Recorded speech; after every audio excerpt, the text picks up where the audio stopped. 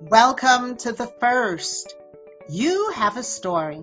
If you look back on your life, you've done things for the first time that no one in your family, in your town, in the country has done.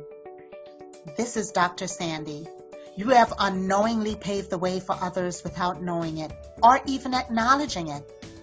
This is where you tell your story so that those who come after you can walk in your footsteps to build their own firsts. Hey everybody, today I'm speaking to Dr. Sonia L. Russell. Dr. Russell is known for her prolific poetry based on religion and spirituality.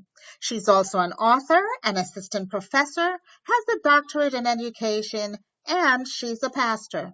She was ordained into the Living Water Church ministry and is currently the associate pastor at Birth Christian Ministries in Uniondale, New York. Dr. Sonia is now an advocate for people who are depressed and have considered suicide.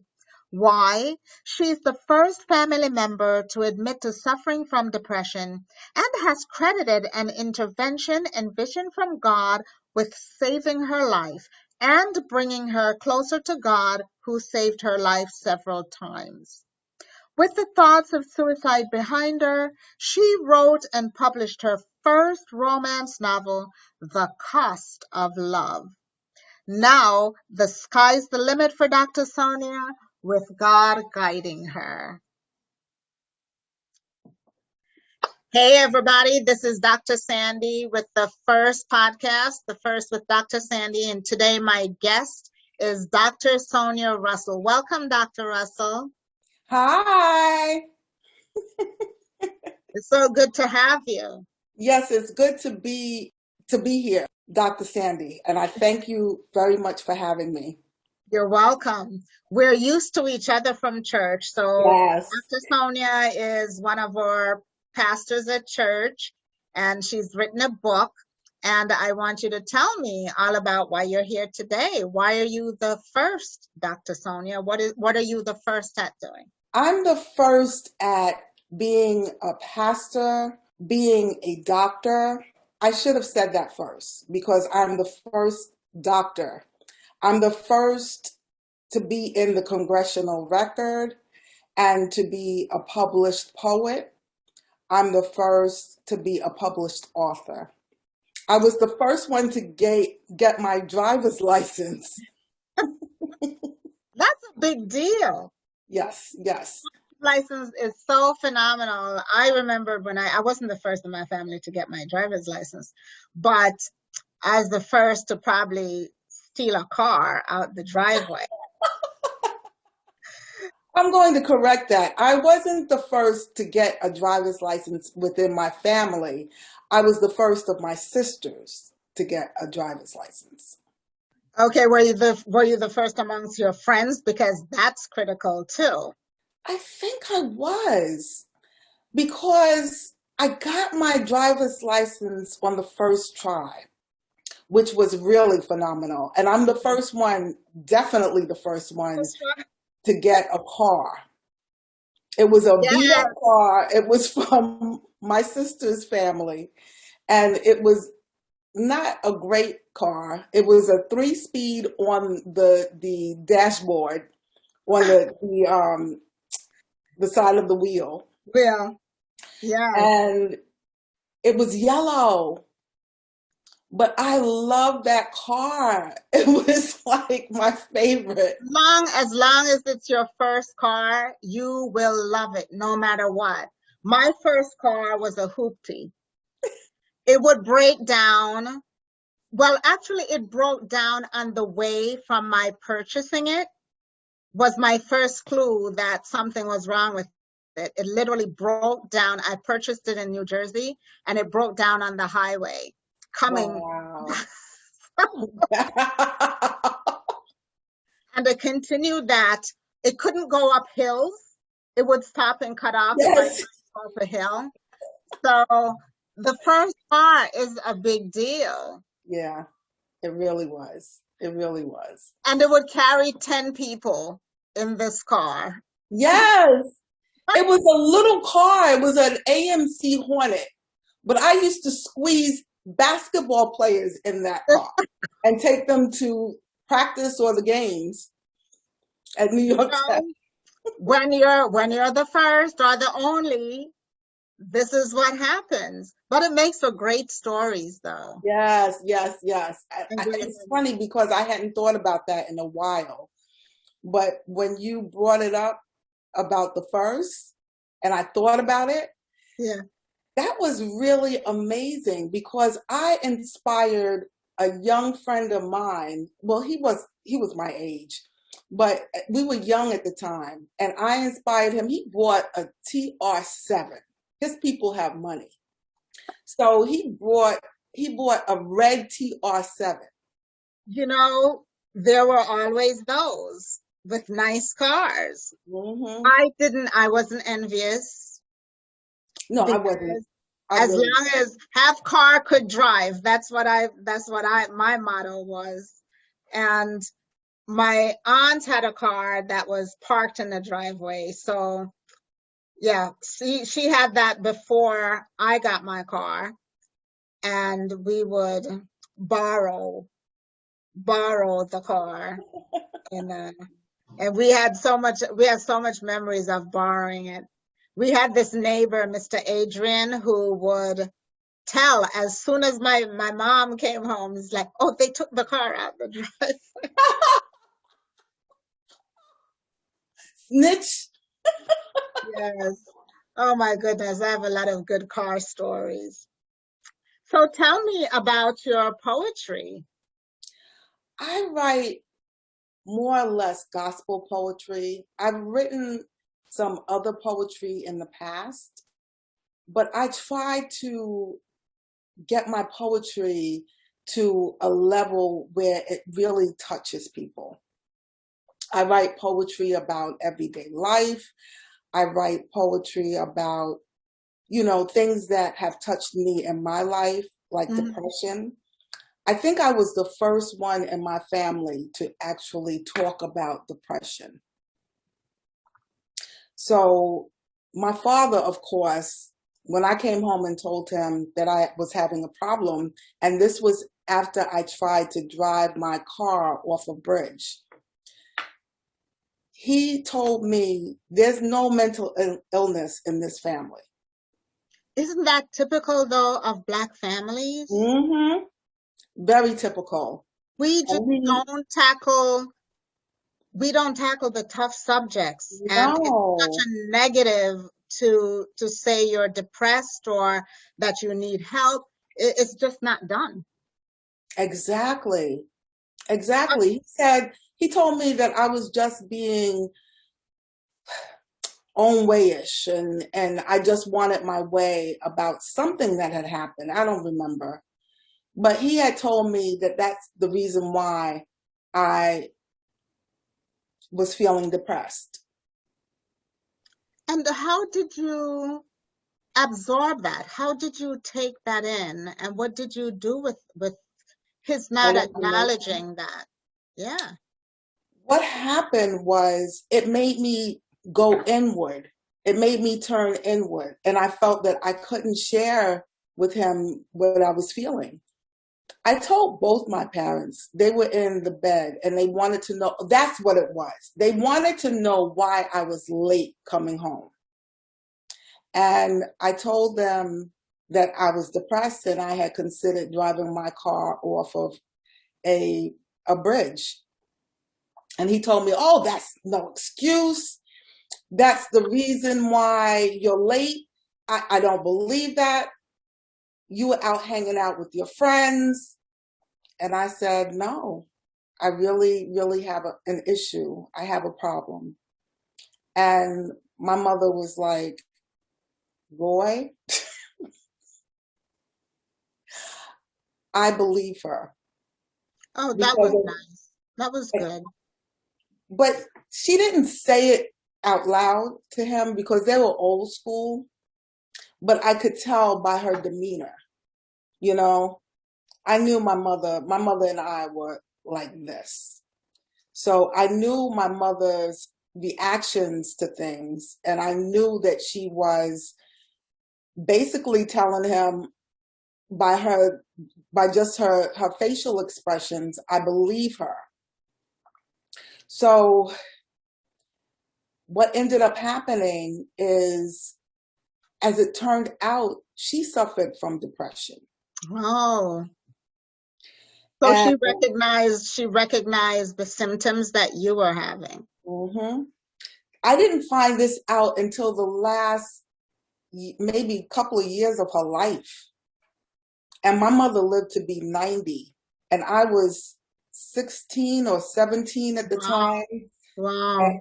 that we had this conversation. So it's just remarkable to me that she hid it all that time. And So she finally, what did you do after your father denied this? Did you bring it back up again? Was it something you no, pressed? You just never brought it back up. and never brought it back up again. And I confided in my doctors that I wanted to hurt myself So and take my life. how did you get a doctor? Did they send you to the doctor or you took No, no, yourself? no. This was my my family PCP. You know, Okay. the general practitioner. Practitioner. Yeah. And did he recommend someone or talk to them about it? Nope. He just told me, you know, when you're feeling like that. As a matter of fact, my other doctor, I don't know if I can say GYN. Yeah. Okay. My GYN put me on a medication. And as it turned out, it was a type of Prozac. Ah, And I stopped taking it when I found out it was called Fem something. So it had a pretty name. right. But when I found out what it was, I said, no, no, no, no, no, I'm not taking that. I don't want to dull my senses because I was in school, I was in college. That was my first wave of college.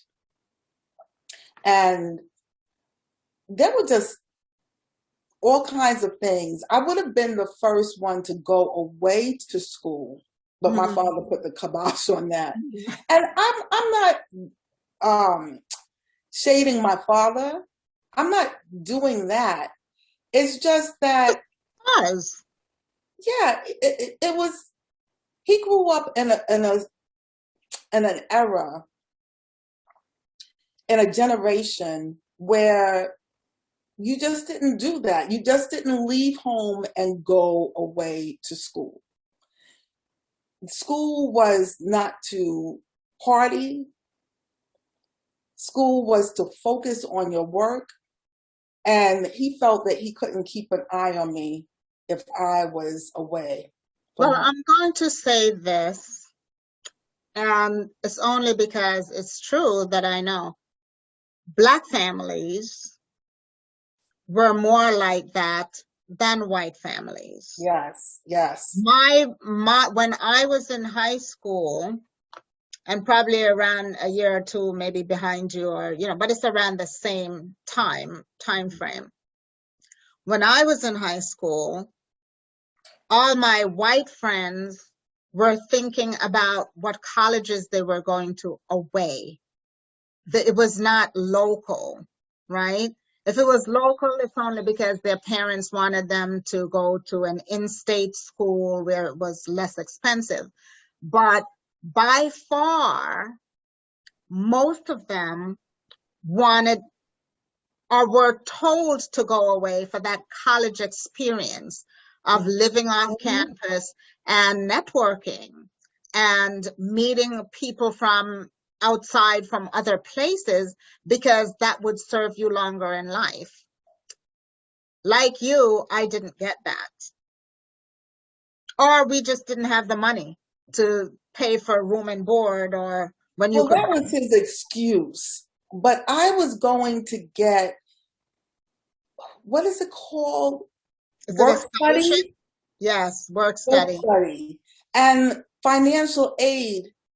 At that time, you can get financial aid very easily. And I was going to get financial aid. And the thing was, I had to literally interview for the schools, Northeastern in Massachusetts, in Boston.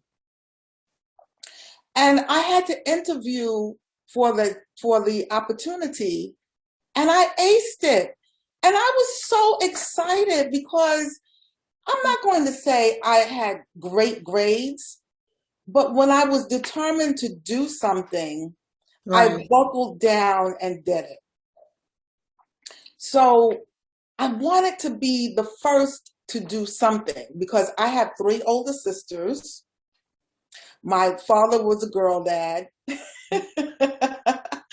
And so I just wanted to do something different because my older sister, she was a pharmacist, and I wanted to be a child psychologist because I thought that I could help young people understand the changes that they were going through in Sure. their psyche.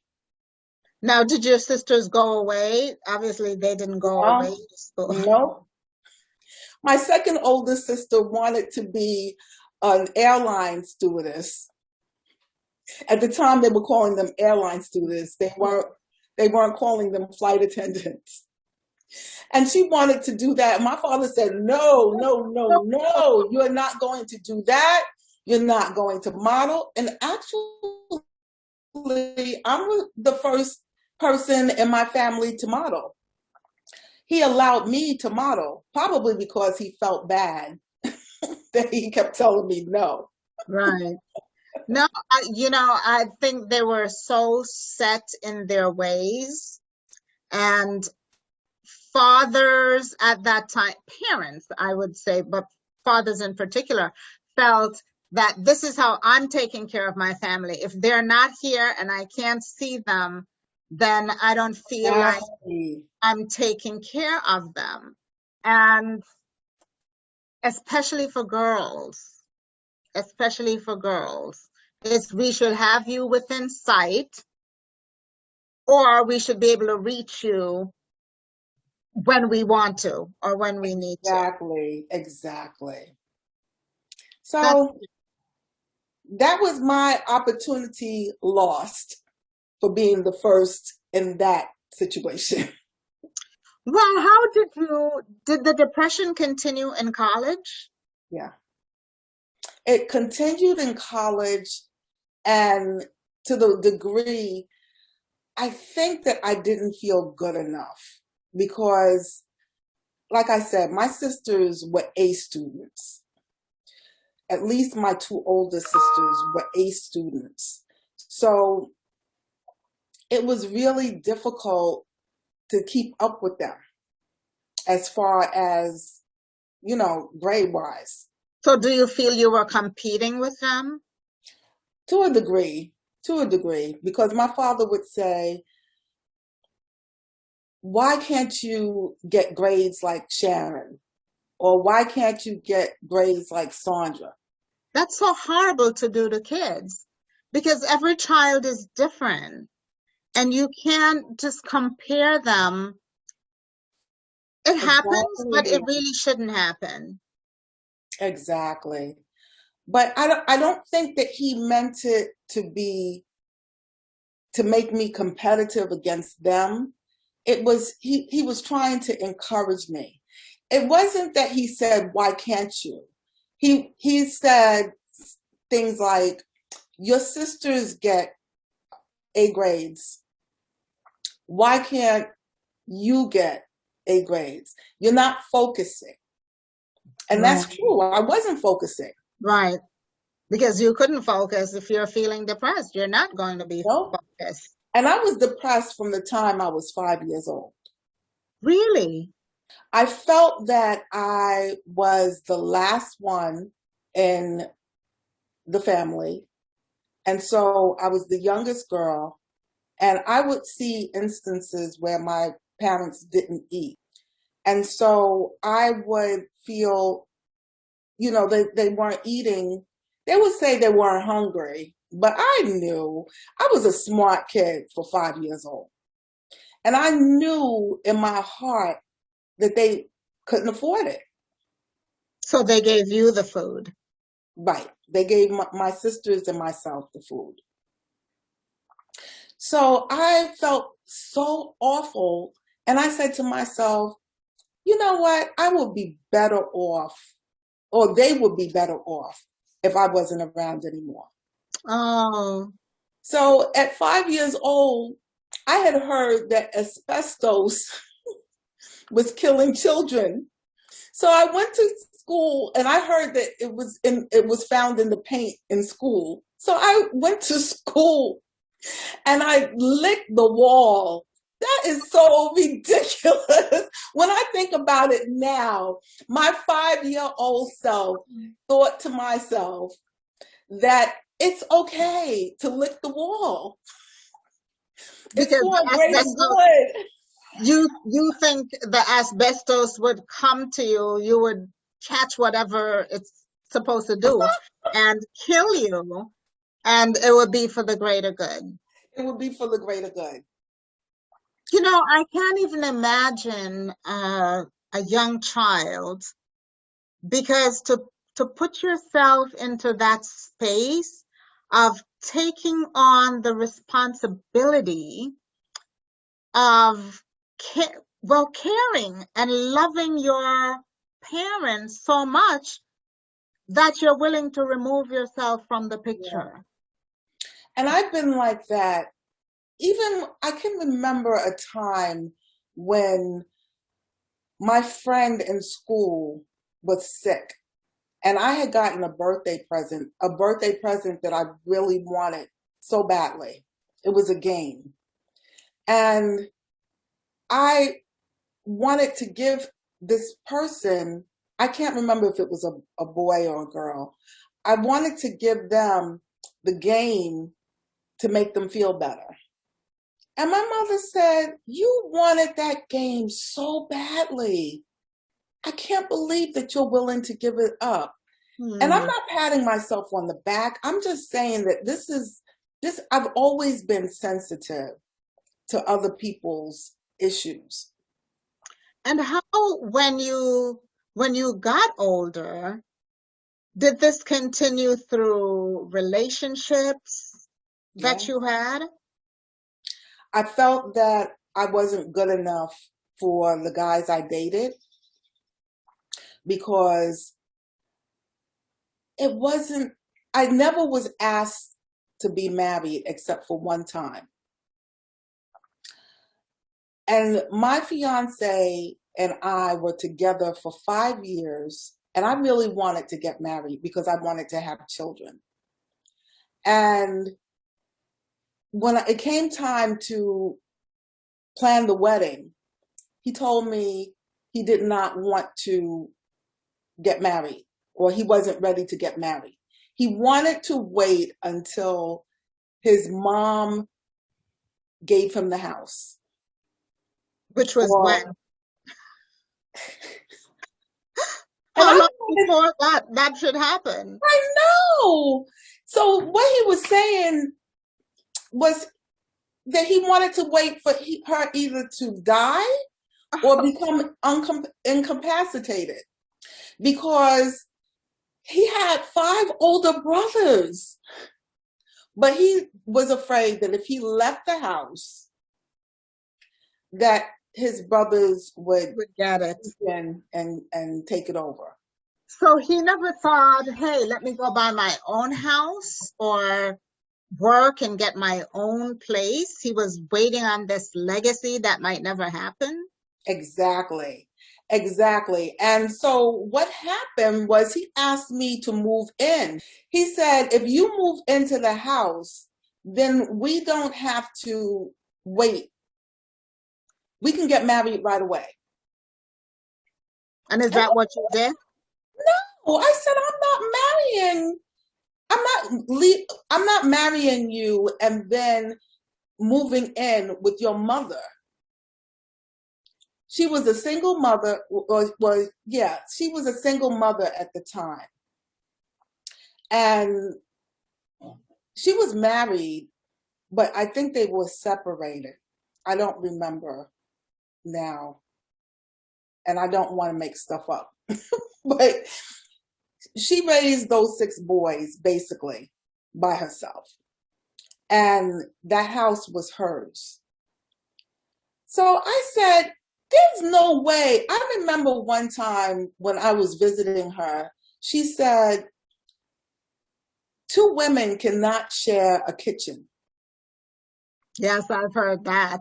And I realized she was absolutely right, because Right. with my mother, and I grew up with my mother, I would move something in the kitchen, She'd have a one of fit. the spices, and she would have a blowout, Yes, a fit. yes. And I realized that I'm like that too, because when I started taking over the cooking, when my mom couldn't cook anymore, she would come in the kitchen and she would be like, that's not where I put that. And I said, Mom, Mommy, I used to call her. You're not the cook anymore. You're not the cook anymore. And this is where I'm comfortable with it being. So I understand what she was saying. And I took that to heart. And I said, you know what? It's not a good idea. It is not a good idea for me to move into that house. And this So what happened? she loved me to death. Right. So what happened was, I told him, if you're not going to get married, if we're not going to get married, then it's done. And I took off my ring. He left it on the table. He didn't take it. And he was really crushed, because I think that he knew, or he thought to himself that he knew that I was going to go along with moving into his house. It was just ludicrous to me. Yeah. To have to move into somebody else's house. I wanted to start from A lot. That says a lot, that you're not able to fend for yourself. And therefore, how are you going to look out for me? And maybe you would have to be the one taking care of him, because obviously he's used to being taken care of, Yeah. instead of going out and doing his own thing. So that says a lot. So who did you wind up marrying? I wound up marrying this gentleman, or this man, that I met years later. And I realized that I married him. I realized recently that I married him because I wanted to leave my house. Because that was another thing. My father said, you are not leaving this house until you are married. But you're an adult. I mean, you could say that, but if you really wanted to leave, you could have. I know, but I'm a pacifist when it comes to, I don't want to have any type of controversy. I don't want to have any type of, what's the word for it? It's an argument, and it's just you will have an argument if you say no. It's not even a debate. Yes. It's an argument, right? Exactly. So I just stayed being unhappy. I was very unhappy, and I was very depressed, and I tried again to commit suicide. And I told the thing that saved me, well, for one thing, God saved me. Yes. Because he knew the plans he had for me. Yes. But the thing that he had my friend call, I believe that God had my friend call. And at that moment, that was when I was thinking about either taking the pills or slitting my wrists. And I told her, I said, listen, when you wake up tomorrow morning, come straight to my house. because I don't want my parents to find me in the way that I will be found. I don't want them to see me like that. And And she so, realized what you meant? yeah, because she knew I was going through depression. And so she said, "Oh my God, Sony, don't do it. Don't do it. I'm going to keep you on the phone and talk to you." And I said, "I'm hanging up," because I was really determined at that point. And she said, "If you hang up this phone, I'm going to call the house phone," because I had my own phone at the time. It was a wall phone. It wasn't a cell phone. We didn't Yeah. have cell phones back then. It was a regular phone. So she said, if you hang up the phone, I'm going to call your parents' number." And I said, "You can't do that because I don't want to be stopped." I said, "My father doesn't believe in that anyway. He doesn't believe in, people being depressed." I said, "So I just want to just go to sleep." So I'm I glad wanted she to didn't be good. listen to you. She didn't listen to you, obviously. She said, "I'm coming over with ice cream." And I couldn't have her do that. It was like 1 o'clock in the morning. I said, "If you come by, obviously the jig will be up." So she talked to me and talked to me until I was tired. And I realized then that it was God. And someone Something told cared for me, you. and somebody cared for me. Something told me. But the sad thing is, I knew that my family cared for me. I had 3 sisters that loved me to death. And I knew my parents and my grandparents. I knew that they all, and my aunts, my cousins, I knew that they all loved me, but I just thought that they would be better off without So having, they loved you, but they didn't understand you. right, exactly. They didn't see, because most of the time I was laughing and telling jokes and lucky. So they would feel that I was okay, but it was the tears of a clown. Right. The only time I confessed it was when I told my parents that I came home late because I was considering suicide. Right. That was the only time I confessed it. Now, Other than that, did your husband ever notice you were depressed, or did you ever tell him how you felt that you were depressed? I never told him, but I don't think that he really understood. I would have really bad pains when I was menstruating. As it turned out, that was fibroids. Mm-hmm. So he didn't understand. He thought that I was drinking so much because it was the pain. Drinking alcohol? Hmm. I definitely was self-medicating. Yeah. To just dull the pain of not being understood. Exactly. So I'm trying to remember. Oh, the last time I told you this story.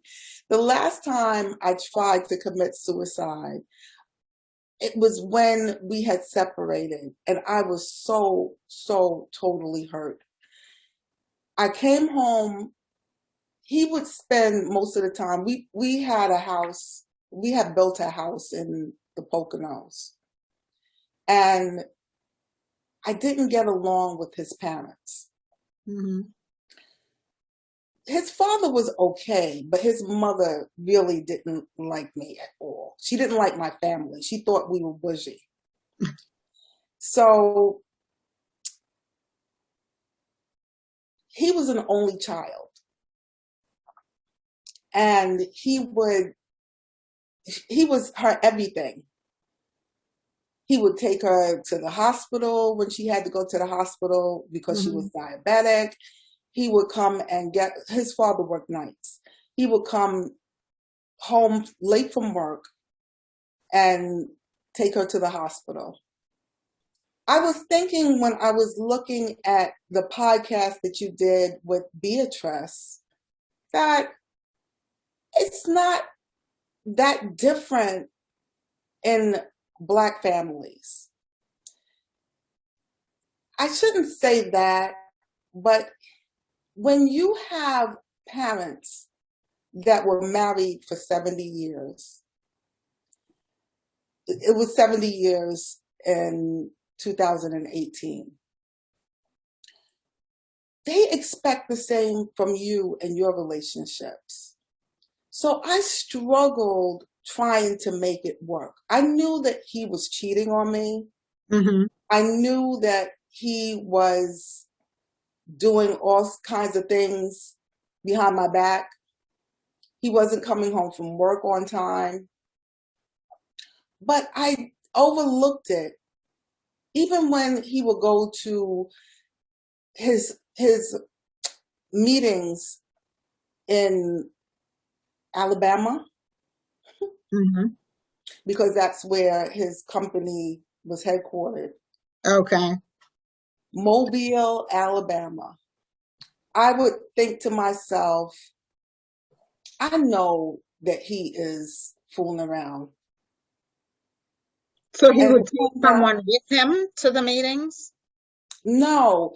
What would happen is he would fool around with the I guess the maid service. I don't know. I don't know. That's what I was told. Interesting. Yeah. But he took advantage of those opportunities to cheat. Exactly. So when I finally got fed up, he came home one day and he had on underwear. He always would strip down to his underwear and go into the shower. And I saw streaks on the underwear. And I said, what in the world is that? And he said, oh, you know, my bathroom's at the job, because I've been to his job. I leaned on the sink when I came out the bathroom, and I hadn't buttoned up my pants. And there was soap on the sink. Was it soap that was on his underwear? No, I have been there, and they keep those bathrooms spotless. And who comes out of the bathroom with their pants open? When I think about it now, it's really, really funny. Yeah. But I said, that's it. And we have built this house in Pennsylvania, and I thought that things would change. As it turned out, he was taking one of his women to the house in Pennsylvania when I couldn't go. And he would always say, when I would get up, he would always say, oh, I'm walking out the door. You slept too late. You can't go. He would always find some excuse why I couldn't go. Goodness. And you accepted that excuse. Exactly. And then I had to have a hysterectomy. So when I was in the hospital, as it turned out, he was not visiting me every day because he was taking women up to the house in Pennsylvania. He was using it as like a love nest. Right. So that's what ended up happening. We separated, and one day I said to myself, what is wrong with me? Why am I not good enough? And so That was the second time that I tried to, actually the third or fourth time that I tried to commit suicide. Is this how you got into writing? Yes, yes. As a matter of fact, that is so funny that you should say that, because while I was still living at home or in his grandmother's house, because it turned out that his grandmother passed away and she left us the house. So while I was still living in her house, when he was off one day in Pennsylvania and had left me, I decided that I was going to enter this contest and write this poem. I thought I knew. I think that I put that poem in the book, right? Which one?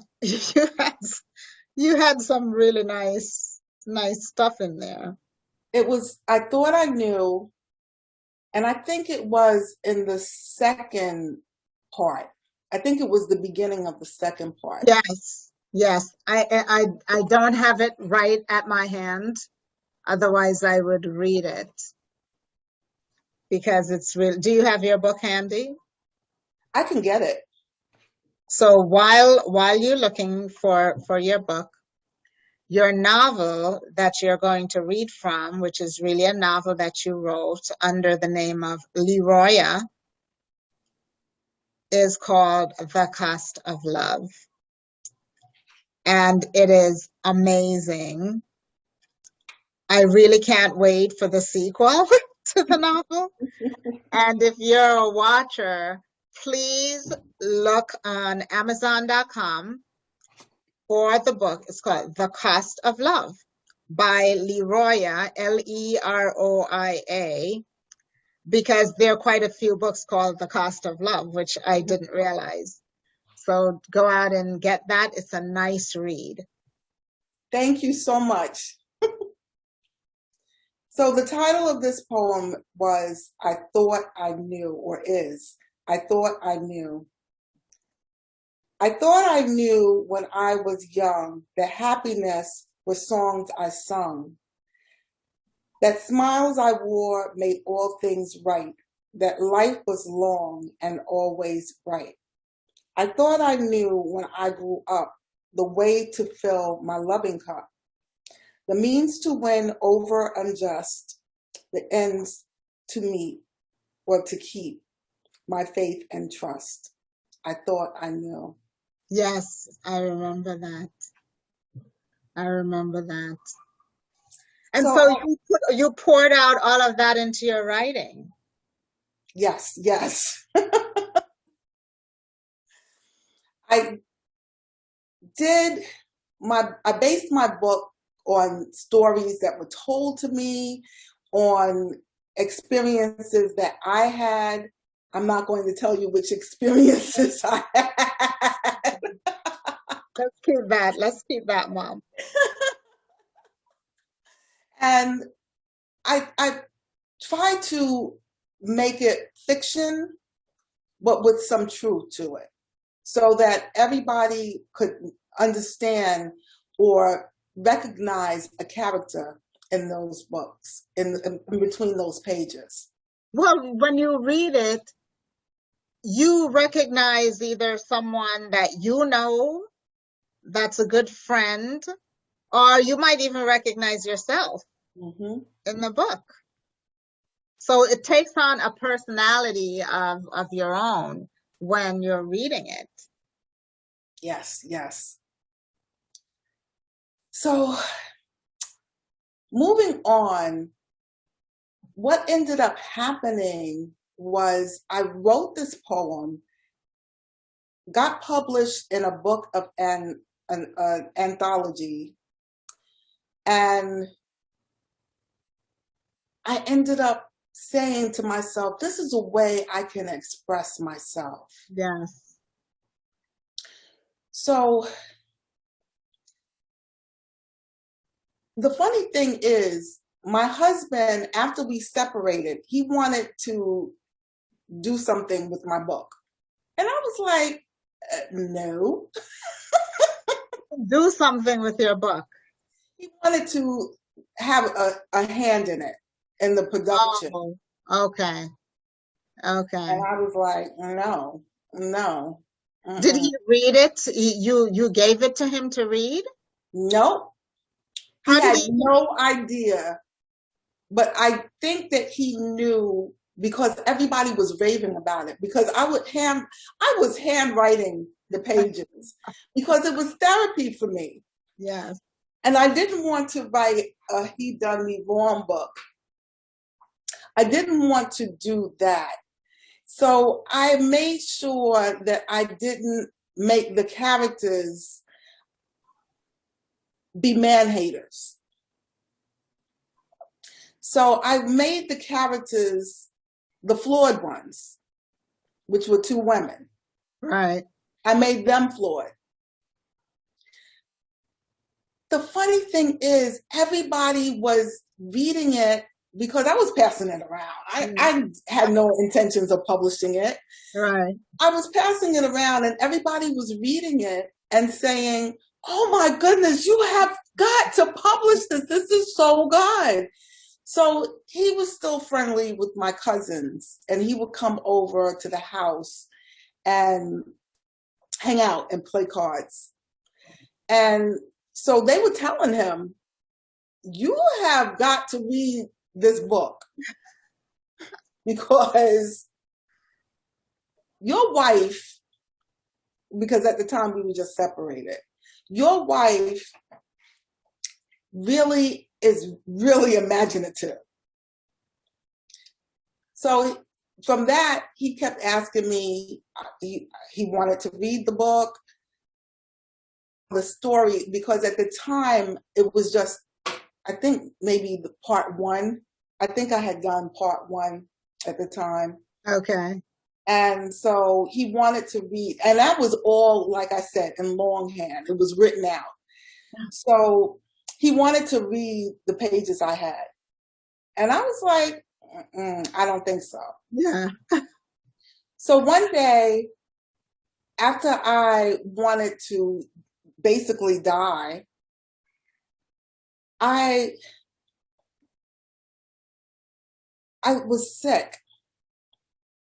And I'm not going to go through the whole story because it's too long. Mm-hmm. But I was sick and I saw a cross dotted on my wall because I couldn't breathe. And I could only turn my head. I couldn't move. I thought that I had lost too much oxygen and I couldn't move. And at that time, I realized that God was coming for me. I thought that Christ was coming for me. It's funny what you think of at those times. But Yeah. I looked at the wall and the wall was so bright. It was lit so bright. And I actually have a picture of the wall, but it wasn't my wall. It was somebody else's that came in years later. And he told me this story, and he told me about how he saw a cross dotted on his wall, and he took a picture of it. And when I looked at that picture, I said, oh my God, that's the same picture. That's the same light that I saw on my wall. Really? I have to remember to show it to you. It was really phenomenal. And so I knew that that couldn't be a mistake. So at this time, I looked at the wall and I started to cry. Now, this is somebody that wanted to die so badly. I started to cry and I thought to myself, who's going to take care of my parents when I'm gone? Because I'm the only one in New York. Right. My three sisters had all moved away. My one sister, my oldest sister, had moved to Maryland, and my other two sisters had moved to Arizona. And I said, why? Who is going to take care of them? Why, Father, at this time? Why at this time are you taking my life? Meanwhile, I have been trying to take my life for the longest time. But I think that he wanted to show me Yes. that it's almost like not Miracle on 34th Street. What is that Christmas movie? It's a Wonderful Life. It's a It's wonderful life. almost like that, where he wanted to show me what would you do or what would they do without Right, you. without you. And so I thought to myself, my aunt is going to come downstairs and find me, my cousins, how is that going to be? Meanwhile, I didn't think about all of that when I was thinking about taking my life, about when I was back home in my house, that my parents were going to eventually have to come upstairs and find me like Right, that. I right, wasn't thinking about that. But I said, why would I die at this moment? All of a sudden, I felt a burning come from my toes, up my legs, up my thighs, into my belly, and into my lungs. And all of a sudden, I could breathe. wow, And so when I looked at the wall again, it was faded. It was starting to fade, the light, the cross. And over the period of time at night, I would not be able to breathe again. And I would look at the wall and it would be bright again. And then I was able to breathe. It was nothing as traumatic as the first time. right. I was able to breathe, and It was like your guiding light. yes, yes. And the light would fade. This happened at least twice after the initial time. I was diagnosed with asthma years before that. Let's just say I have never used, I call them puffers, Inhalers. inhaler. I have never used one since. Since you saw the So light. yes, yes. So I knew that God had a purpose for me. I just didn't know what it was. And I'm going to get off of the sadness because I want to tell about another first. I was raised Catholic. And so I wasn't the first one to leave Catholicism, but I was the first one to be ordained a minister. And I was ordained a minister with the Living Water Church under Pastor Ella Walcott. And I just felt that I wasn't being utilized to the degree that I should have been. I wanted to serve God. That was my biggest thought.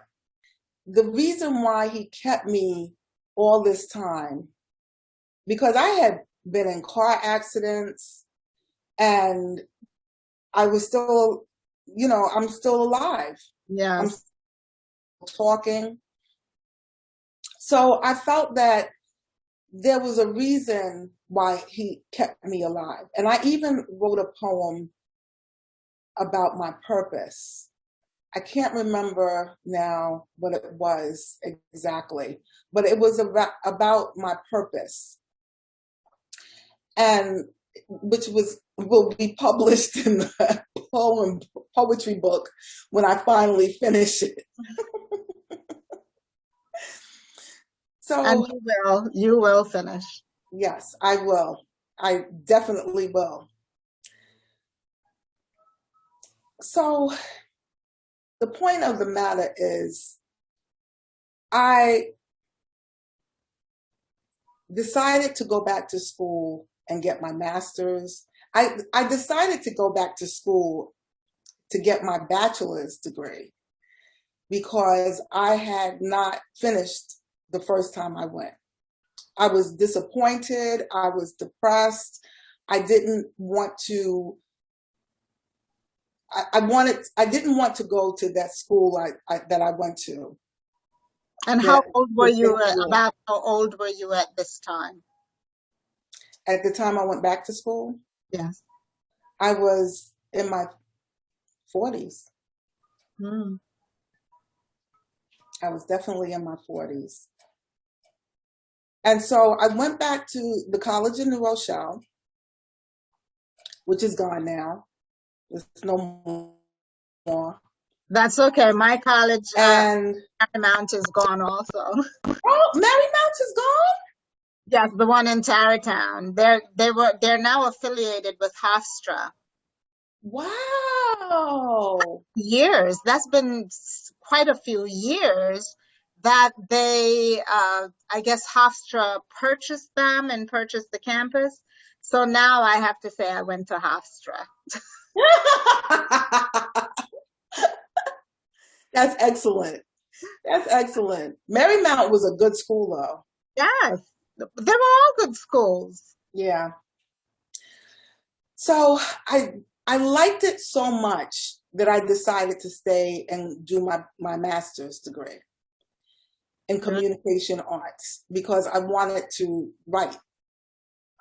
That was going to be my thing that I did. I was going to be an author. A career in writing. My sister had asked my husband, since your wife, because at the time we were still married, since your wife is so good, doing so well with her writing, would you allow her to just concentrate on that? And he said, absolutely not. She's going to work. Mm-hmm. Were you working already? I was working at the time. I had been with Chemical Bank, which became Chase Bank. Yes. For 17 years at the time. So it's just it's a lot. And at the time that I went back to school, I was working at Morgan Stanley. So I was never without a job. Right. In space of time after 9/11, when they laid off, Morgan Stanley laid off everybody. And they asked me, would I come back to work as what is it called? Not a temp. Like a contract worker. Contract worker, yes. Yeah. And I told them, absolutely not. I'm not coming back to the city. That was it for me. It was PTSD personified. Wow. So once I came back, or once I went back to school, I decided I wanted to stay back and do my master's. Nice. Meanwhile, I had gotten a job with a company called Regis. And I decided after one of my professors, the head of the department, the communications department, when she said to me, I think that you should get your doctorate. Really?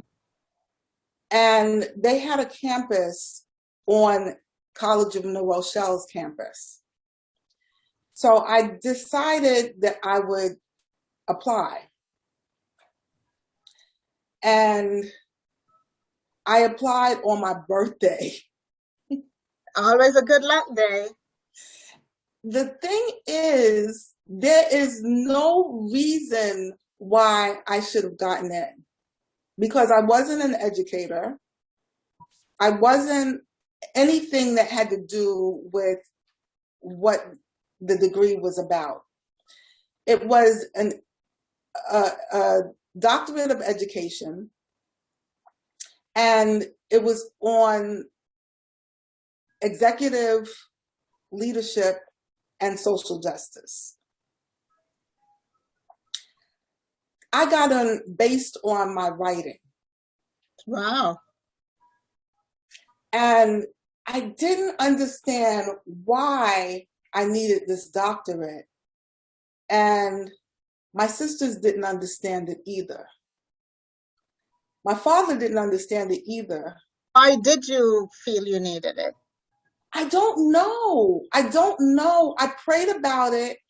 And then the funny thing is, I went to the mall, Roosevelt Field Mall, and this guy looked at me. We were getting pictures done on the glass cubes. You know what I'm talking about? Yes. And I don't know why, I wanted to get my parents' pictures on this glass cube. And I wanted my picture on a separate glass cube. So the guy looked at me and said, "I'm sorry, are you a doctor?" And I said, "No." I said, "What do you mean? Am I a doctor?" And he said, "I'm not talking about a medical doctor. I'm talking about a doctor. Like I for some reason, I see books around you." Wow. And I said, "Okay." Yes. So that means I'm supposed to do this. Yes. And as it turned out, he wasn't supposed to be there. He had to get there at the last minute because somebody called in sick. So he wasn't even supposed to be in that particular mall. But he saw something in you. He saw it, and I struggled with the topic. But then all of a sudden, I decided to do, I have it written here. I decided to base it on church. Okay. So it was the effects of a virtual church on the perceived spiritual well-being of the elderly, a qualitative study of participants in a virtual religious community. This is the thing. Long before COVID, we had Superstorm Sandy. Yes, I remember that. Not in a positive way. And I know that's right. I couldn't get to the Bronx where we were holding church services. And my friend that lived in Brooklyn, I used to pick her up and then we would go to the Bronx. And she couldn't get there either because everything was out. So we decided that we would have church service on the phone, a conference call. Yes. Other people found out that we were doing that, and they decided that they wanted to call in. So I came up with 1-800 or not 1-800. It was freeconferencecall.com. Yes, we all love free conference call. Yes, I came up with that. So I realized that everything was connected, that there was a reason why I had to get this degree. Yeah. There was a reason why I had to get it in social justice and executive leadership. Think about that for a minute. What am I doing? I'm doing social justice because church is as social justice as you can get. Yes. We're trying to bring people in, and we're trying to get people established in Christianity. Yes. So that's social justice. and executive leadership, my ministry. And when I say my ministry, it's the ministry that I developed over a period of time. It wasn't a smooth ride, but it was a path It's where your ride. I like to say where I was on the road to perdition, Jesus plucked me off and put me on the path to righteousness. Amen to that. Because I can't believe that I went from being somebody that presided over the phone to somebody that was the head of the women's ministry to associate pastor. Right. That was all part of the plan. And you were following it. And I was following it. So it's amazing to me how they're all interconnected. I was Yes. supposed to get a degree in communications, and which led me to doing the job I have now, which is teaching fundamentals of public speaking. I was supposed to transition to that and teach young people, even though I can't talk about religion in the classroom, Right. because there's so many different religions. I can train them or teach them to direct their passions in a way that will not hurt anybody, that will bring about love. That generation is the generation that's going to carry us into the future. Absolutely. Our lives rests on them, on what they do, because we're getting older and they're the generation that either, they're already saying we've ruined a lot of things for them, but in order to survive, they will have to correct those things in record time. And we're leaving it up to them pretty much. Exactly. So let me ask you this. You moved into public speaking. What are some of the things you love about being all these different firsts? You've talked, you're an author. What else? You were an author, you did poetry, you got ordained as a minister, you've been divorced, you've, cared for your parents. What are some of the things that are joyful to you? I'm at peace. I think that, no, I'm not the first one in my family to go to a therapist. I'm developing a peace about both of my parents passing away. But I think that it's all connected, because I think that I could not have realized the things that I'm doing now while they were alive. And they lived to be 94 was my father and 90 was my mom. So I think that everything is connected, because I think that the knowledge that I'm giving those college age students, I don't think that they really stop to think about it, because one guy wrote me a thank you note. I had a couple of thank you notes, but one guy wrote me a thank you note, and he said, "You made us think about who we want to be as far as respect, as far as giving and getting respect, Yes, as far as not being judgmental towards people. If they live a different lifestyle, it's not our place to say that they're wrong or they're right. It's not our place to have any say-so in anybody's life. true. All we could do is love them." And I was stunned. I said, "You got it? Yes, We it's so got it." amazing. It's so amazing when people get it. I couldn't believe it because at that age, they tend to know it all and they don't want you to tell them anything. Yes. We But were that age too. yeah, exactly. I remember because one day I was 20 and then the next day I woke up at this age.